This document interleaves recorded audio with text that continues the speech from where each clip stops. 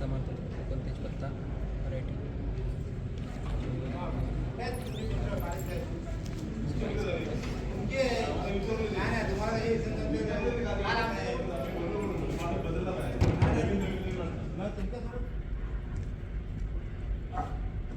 अजून एक कमिटमेंट आहे सर तुम्हाला.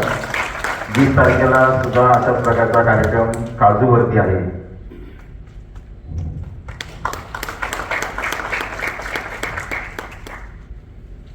मर्चंट सर, अजून एक तुम्हाला कमिटमेंट आहे. 20 तारखेला काजूवरती ते प्रोग्राम. शिक्षण हे वेगळं आहे, शिक्षण हे वेगळं आहे. आता आपल्या सगळ्या लोकांना माहिती आहे की कसं काय करायचं मसाला पिकायचं. पण आता जेव्हा प्रात्यक्षिक बघितलं की दालचिनीची साल कशी काढायची, बऱ्याचशा शेतकऱ्यांकडे दालचिनीची किंवा झाडं असतील पण त्यांना ते माहिती नव्हती की बाबा कशी सालं काढायची. पण शिक्षण आणि प्रशिक्षणामध्ये ब्रेक फरक असतो. म्हणून हे प्रशिक्षण त्या विद्यापीठाच्या माध्यमातून घेतली जातात. तर मी धन्यवाद त्यांना देईन की मागाशी सरांनी सांगितल्याप्रमाणे कोरोनाच्या पिरियडमध्ये काहीच काम नव्हतं आणि शेती असून आपण काहीच करत नव्हतो. मी स्वतः घेतलेला अनुभव अजूनही आजही माझ्याकडे ऑर्डर्स तिथे येतात आणि आम्ही त्यासाठी प्रयत्न करत आहोत. तर त्याचं महत्व कळलं. कोलम तांदूळ सुद्धा माझ्या शेतामध्ये पिकवलेला आहे.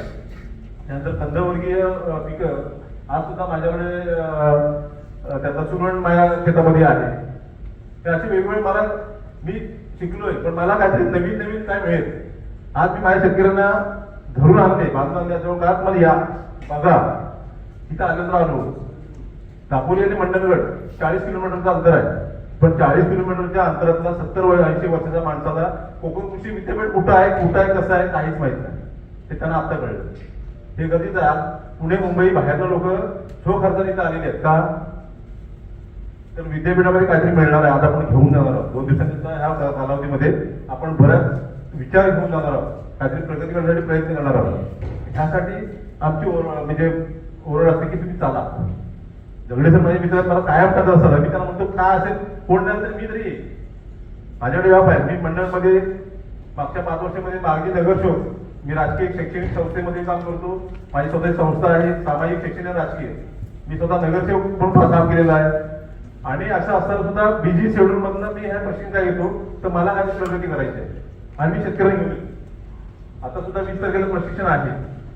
त्या सुद्धा साठी माणसं येतीलच, त्याचं टेन्शन घेऊ नका. कारण हे गरजेचं आहे. आताची परिस्थिती बघा. काल ट्रेनिंग मध्ये आपल्या बऱ्याचशा सरांनी सांगितलं ते कोरोनानंतरची परिस्थिती कशी बदलणार आहे. काल मला वाटतं कुलगुरू पण म्हणाले की अजून 5-6 वर्षानंतर किंवा अजून काही वर्षानंतर परिस्थिती बदलणार आहे. त्यासाठी शेतकरी हा टिकणार आहे. गॅस सिलेंडर आपल्याला मिळत नाही पण शेतकऱ्याचे लाकडं तर कुठून जाणार आहेत, ती पेट्रोल लागणार आहे. शेतकरी हा मेन कणा आहे या देशाचा. त्यासाठी आपण सर्वांनी शेतीवर वळलं पाहिजे, शेती केली पाहिजे. आणि असे प्रशिक्षण जे येतात त्या प्रशिक्षणासाठी आपण आवर्जून आलं पाहिजे. आता जे शेतकरी आहेत त्यांनी हा संदेश आपल्या गावात आपल्या लोकांना आपल्या नातेवाईकांना सांगितलं पाहिजे की त्या ट्रेनिंग मध्ये गेल्यानंतर काय तुम्हाला मिळालं. तर मी जास्त वेळ घेणार नाही. या भारतात कोकण कृषी विद्यापीठाच्या माध्यमातून जी ट्रेनिंग होतात त्यासाठी खूप हे विद्यापीठ खर्च करतात. आता बघितलं प्रत्येक सुपारीवर त्यांनी काळेगिरी सोडलेली आहे. आजला तो शेतकरी त्या 150 काळेगिरीवरून 3 ते 3.5 लाख रुपये निव्वळ त्या काळेगिरीपासून मिळतो. निव्वळ काळेगिरीपासून सुपारीचं पुतळे.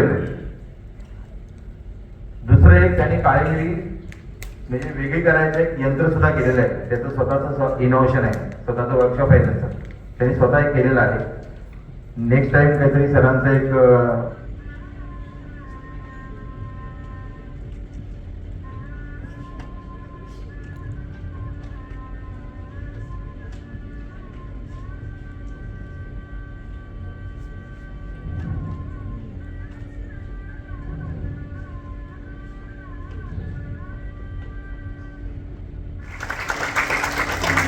त्याच्यानंतर काय